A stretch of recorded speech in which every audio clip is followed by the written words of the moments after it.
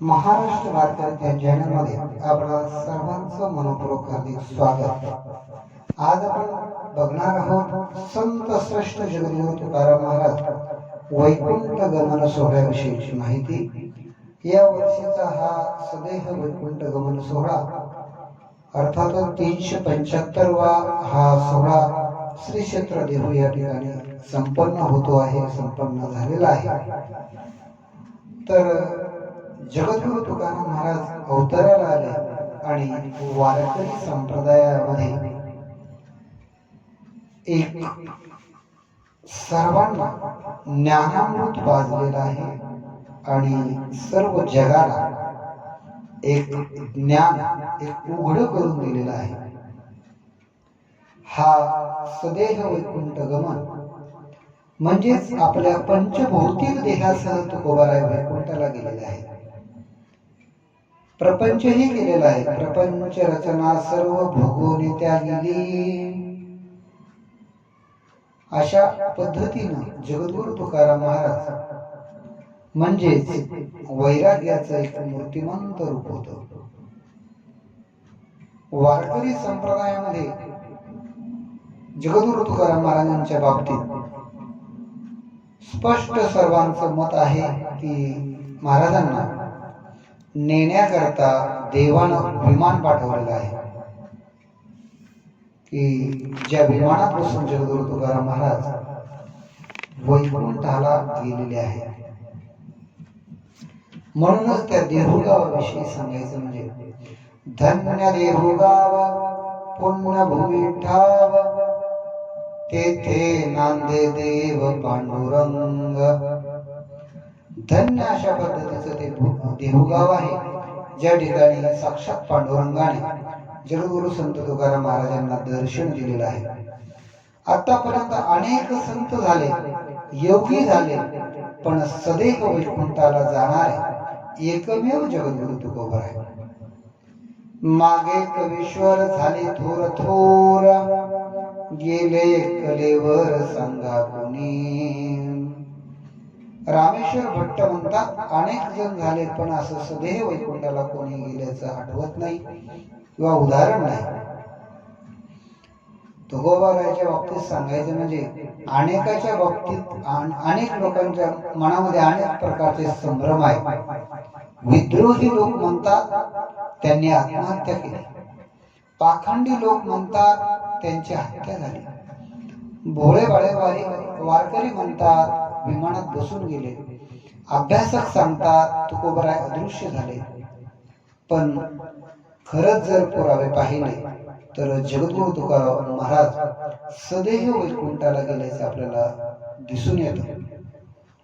कारण एक लक्षात घ्या,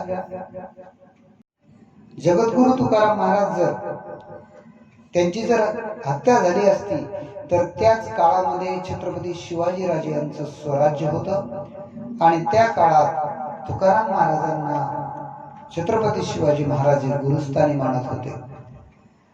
आणि जर आपल्या गुरुला कोणी मारलं तर ते कदापि गप्प राहिले नसते, त्यांनी ते सहन केलं नसतं। त्याच काळामध्ये रामेश्वर भट्टासारखे विद्वान दशग्रंथी ब्राह्मण होते, त्यांनी कुठेतरी नमूद केलं असतं।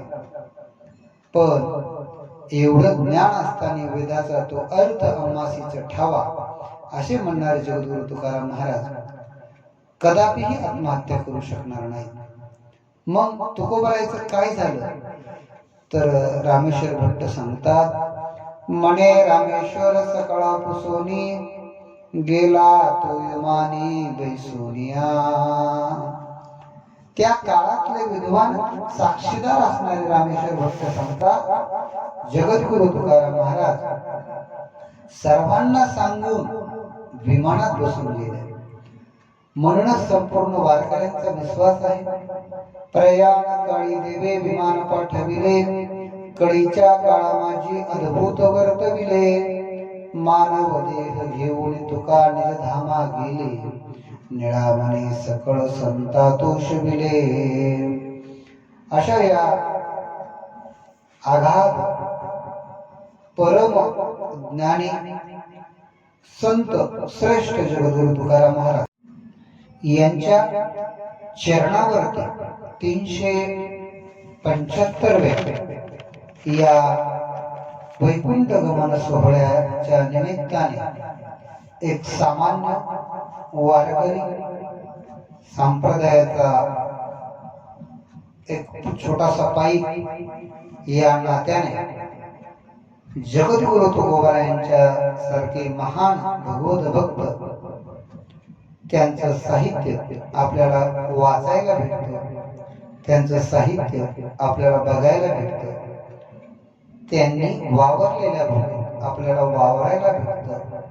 असं थोर भाग्य तुम्हा आम्हाला या ठिकाणी भगवंताच्या कृपेने लाभलेला आहे.